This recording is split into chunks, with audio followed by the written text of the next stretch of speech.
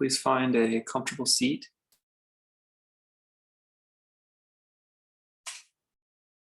Begin to settle into your practice.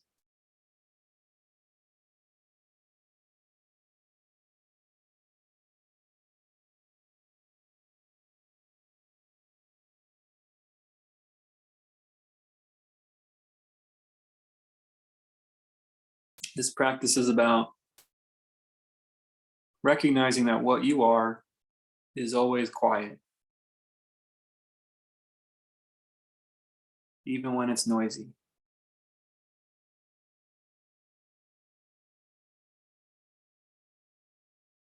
This practice is about recognizing that you're always quiet, even when it's noisy.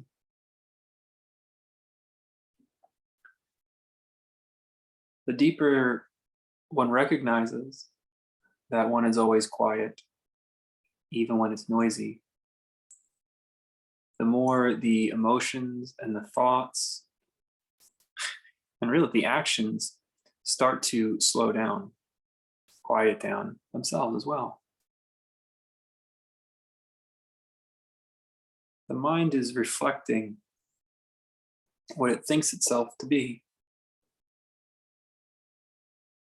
And as you realize that you're quiet, even when there's noise around, the mind will start to reflect that quietude.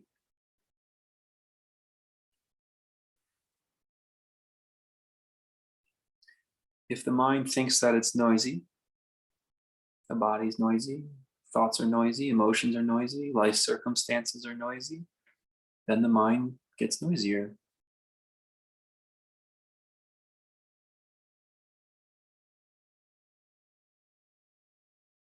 This practice is about recognizing that you're quiet, even when it's noisy. You're not the mind.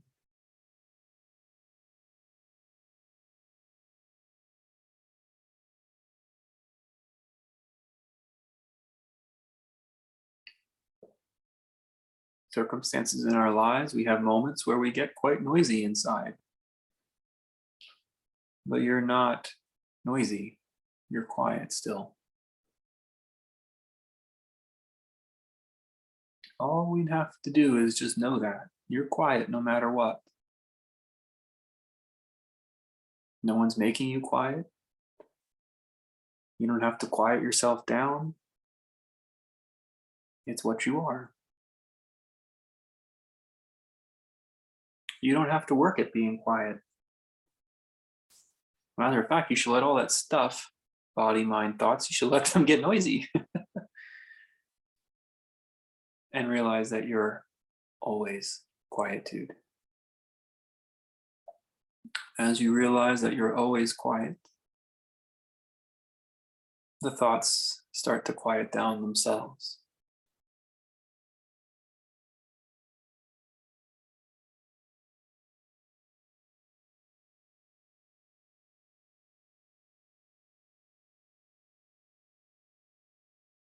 It is not enough for me just to say it or just to hear it somewhere. You have to come to know this as true.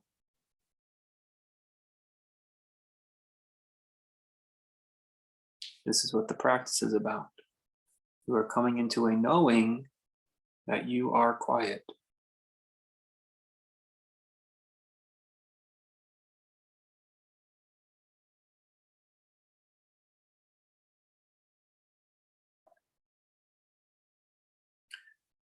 We like it when the things that are noisy get quiet.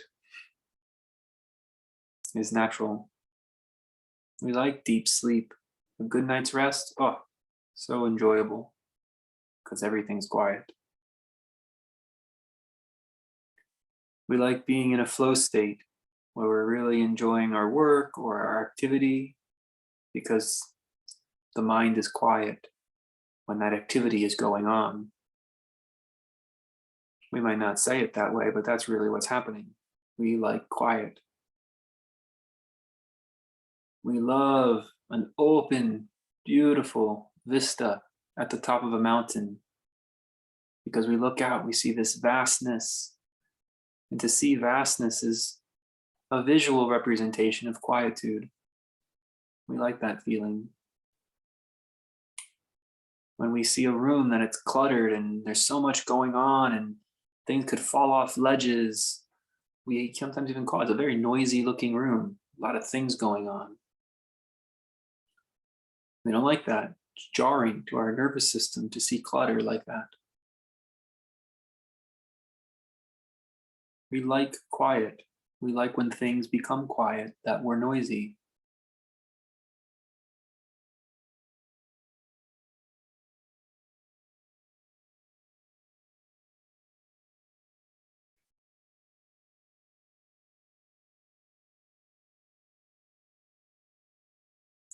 In the Tao Te Ching, it says, even the heavens cannot keep a violent storm going for long. Even the power of the sky, which can make terrible storms occur, those storms cannot last long. The storms are noisy. Clear blue sky is quiet.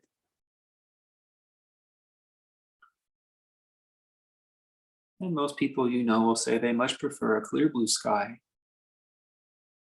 to a terrible storm. We like quiet. We like when things that are noisy become quiet.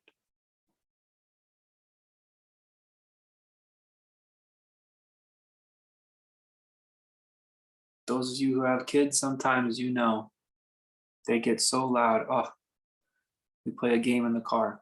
We're going to see who can be the quiet the longest.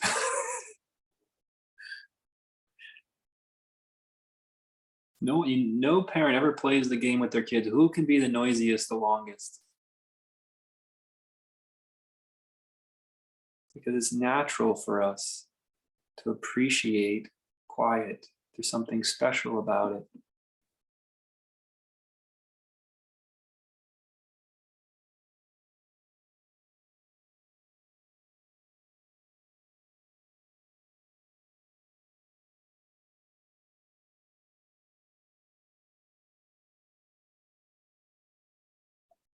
But then we leave ourselves to our own devices and we never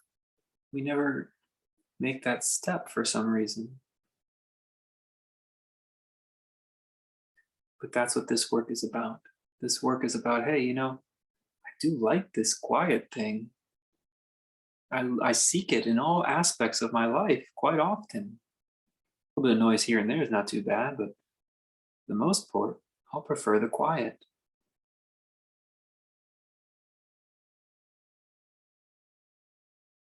So this practice is about cultivating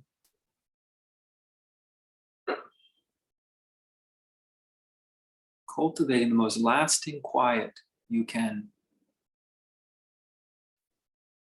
The way to do that, to cultivate the most lasting quiet there is, as far as I know, is to help the mind reflect what you are. The mind loves to reflect.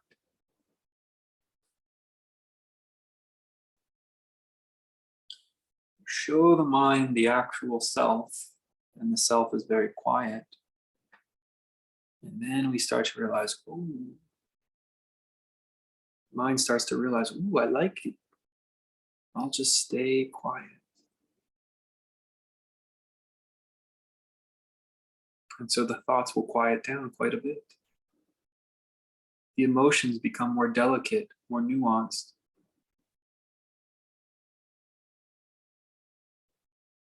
Then you'll find you can get much more accomplished with much less action.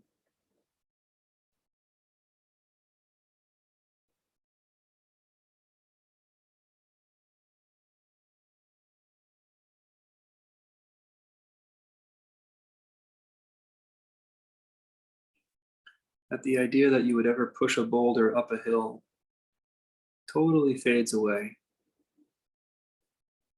I'll push the boulders that are already rolling downhill, further down the hill. They take no effort.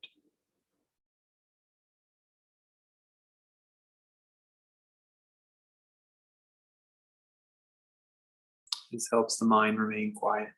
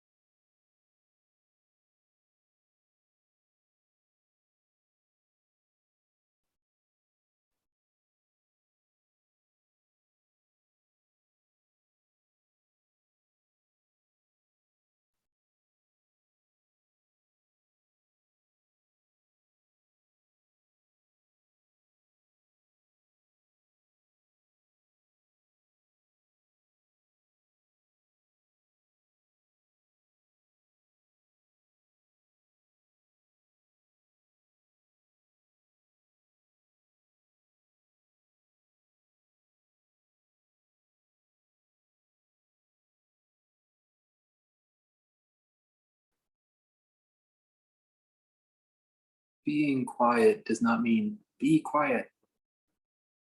There's no governing, there's no restraining, there's no discipline or authority necessary because you are quietude.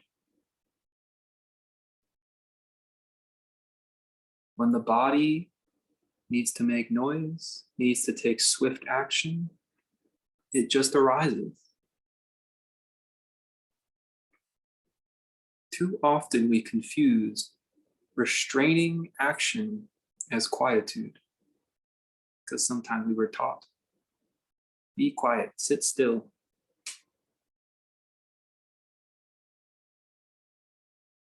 But if you think about it, whoever told you that, they had no idea about what we're talking about. Different application.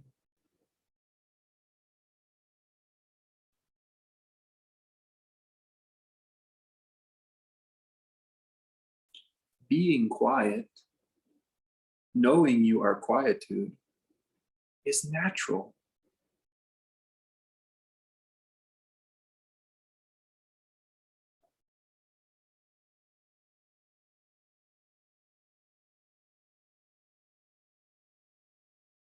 It's easeful.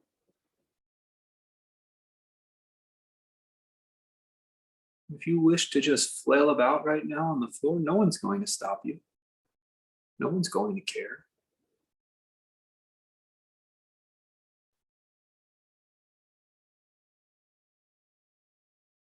If you wish to make a bunch of noise, it is entirely independent of the quietude that is your nature. This is very important. Even if you were literally flailing about, throwing a tantrum right now, you would still be perfect quietude.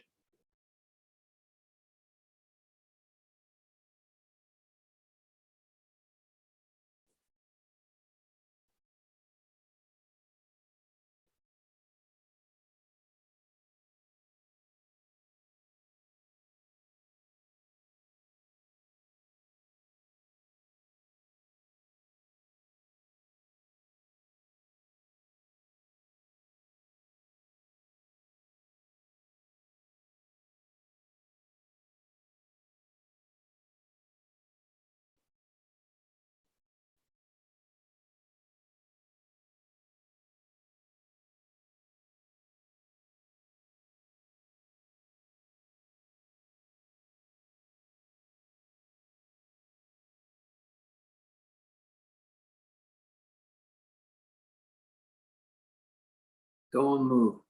Be still. Stay quiet. These are commands. Who were they pointed at?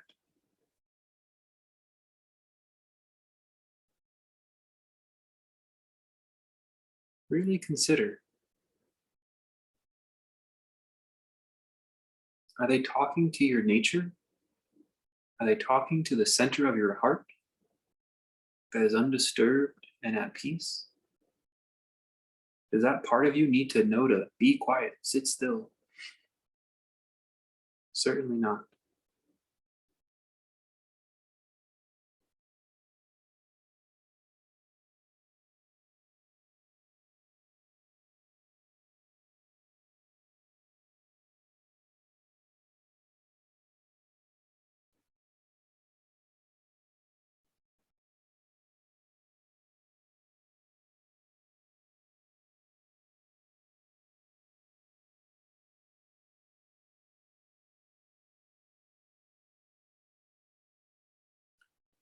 To cultivate a practice like we're doing tonight is recognition that there's a part of you, a feeling, even a desire to seek the self, the nature of your being, this quiet heart. It's a feeling, a yearning to remember your quiet heart.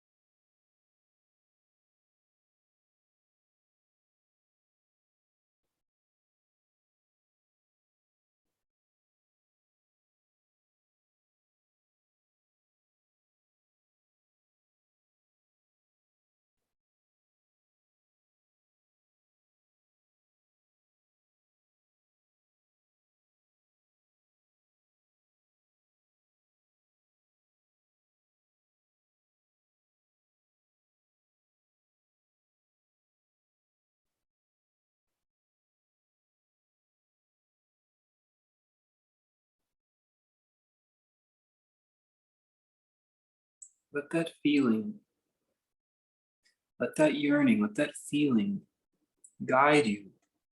It'll guide you through the noise of the thoughts, of the body sensations, back through the thoughts, over some more thoughts, under a few more.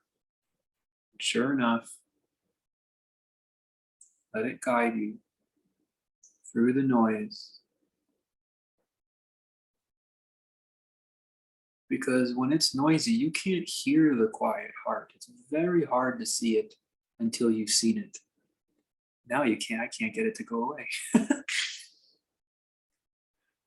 But if you're still trying to get accustomed to it, before just seeing it, you connect with your yearning for it. This craving, you know you have a quiet heart. You know the stillness of your being, but you just have trouble letting it wash over you, letting it be home. And so you use the desire, the yearning to be home, to be in the quiet heart. And the yearning will cut through the noise. The yearning is powerful. The yearning you can feel.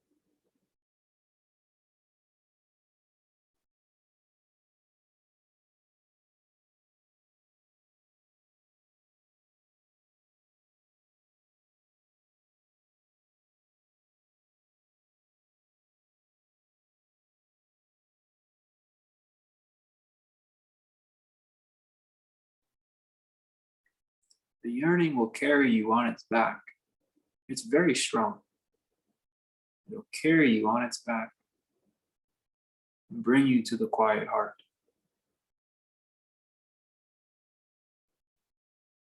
It can cut through the noise.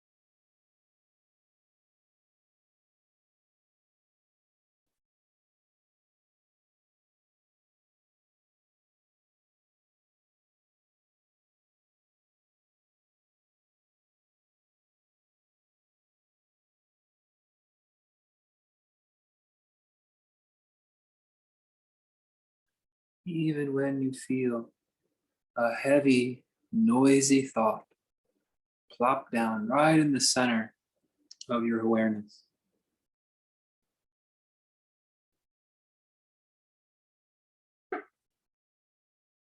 Still, the quiet heart is there. The silence of being.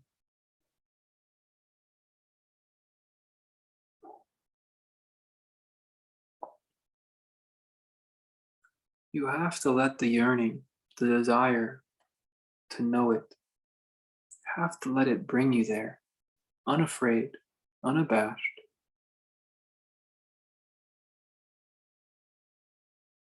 All of a sudden, it'll just be apparent, obvious.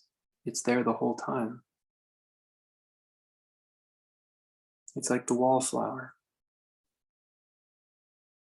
All the noise happening on the dance floor. The wallflower goes unnoticed, but it's been there the whole time. Bored or tired of the noise, you look around.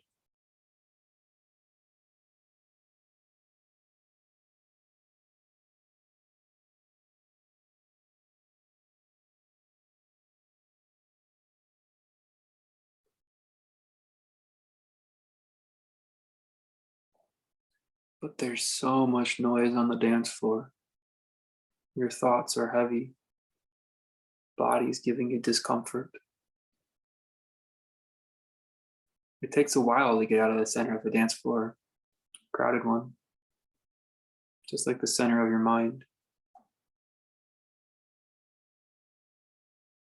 But if you realize that you want some fresh air, you need a moment away from the noise, you really want to just get a break,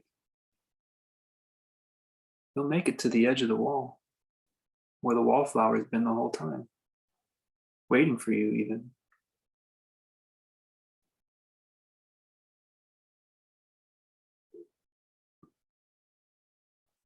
If you do nothing, you just get stuck in the middle of the dance floor.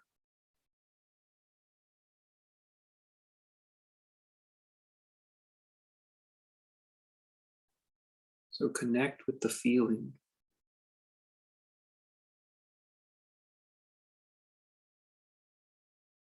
the desire for a break, some quiet,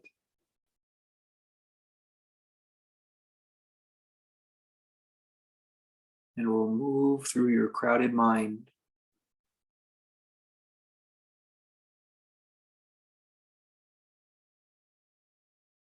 to a place you may have forgotten.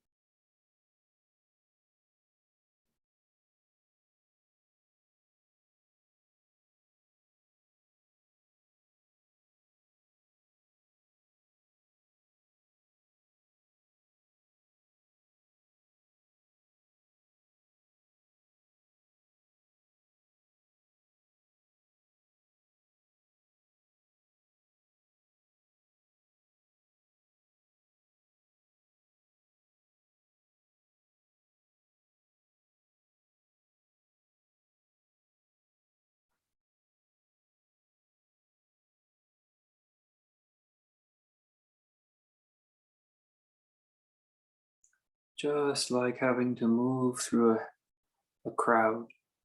It's not easy. It almost feels like the crowd is working against you. It's not their fault.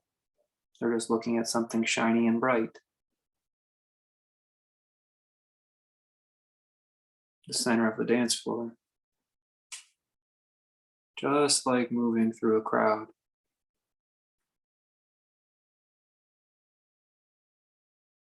It takes some will and some effort to move through the noisy thickness of a mind with many thoughts.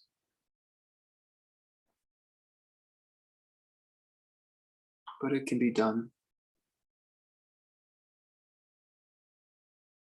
especially when you realize the thoughts are not enjoyable. I need some fresh air.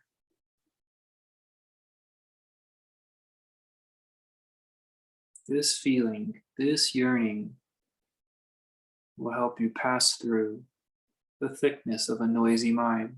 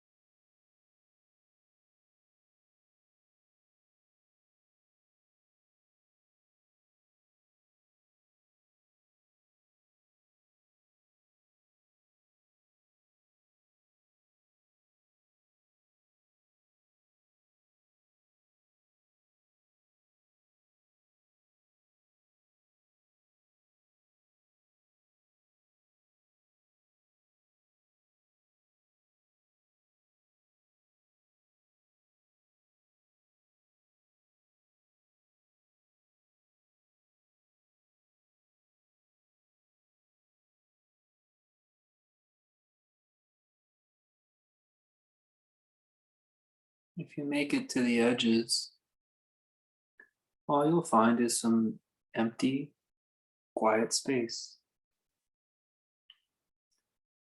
Just like a room, a dance hall, it's empty, quiet space in the middle, it's empty, quiet space on the edge. It's just hard to recognize when you're on the dance floor with what's bright and shiny.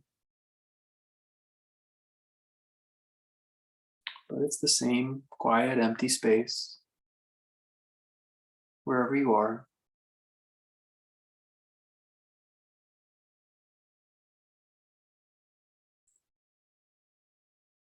This practice is getting accustomed with it, realizing it's the most precious thing, the most important.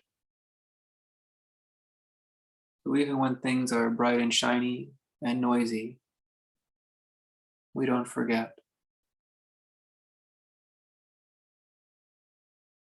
Connect to the desire to love the quiet, to know the quiet,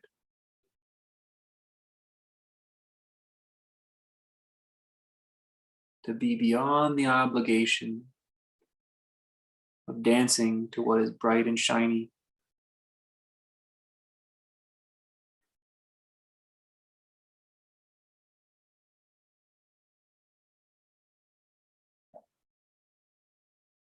You move towards the sound of a different drum, as they would say. It's a silent drum, no downbeat. It's very quiet.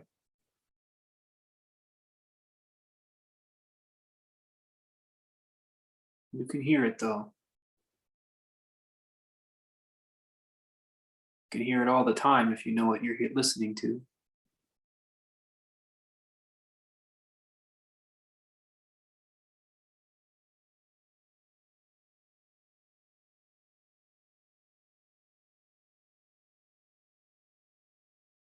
You can hear it all the time if you know what you're listening to.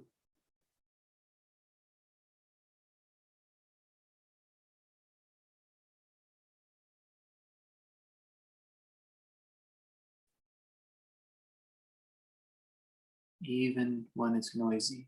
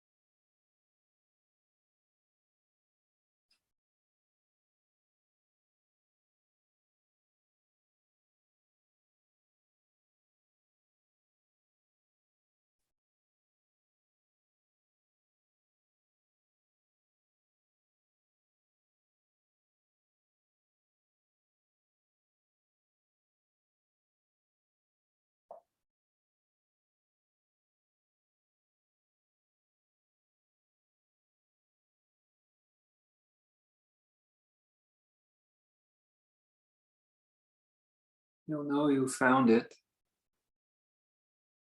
a break from the noise, because it's an overwhelming delight. It's not comparable. The quiet, quiet that doesn't go away. It's not comparable. If you get your mind to quiet down and it's just blaringly apparent, you'll know. And if you don't know, then you still can probably find the yearning in you, the seeker in you. And so you go to that, you follow that until it brings you to the quiet heart. So either abiding in the quietness of being, or moving with, following the part of you that is seeking a respite from the noise. This is how practice never ends, always present.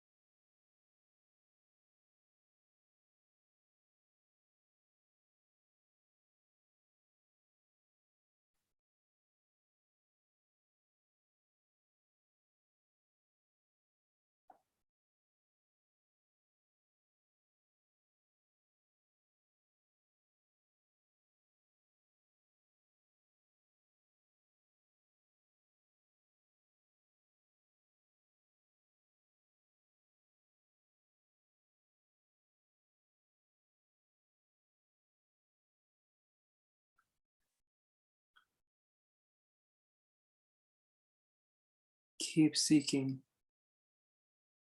eventually you'll know it. You won't be able to shake it. The quiet will become the loudest thing there is.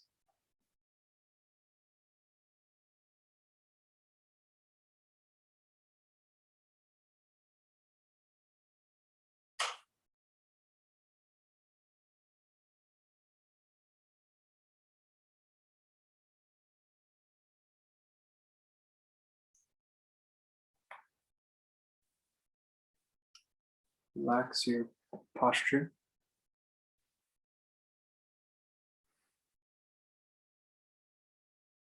You can sign off now or stick around for questions.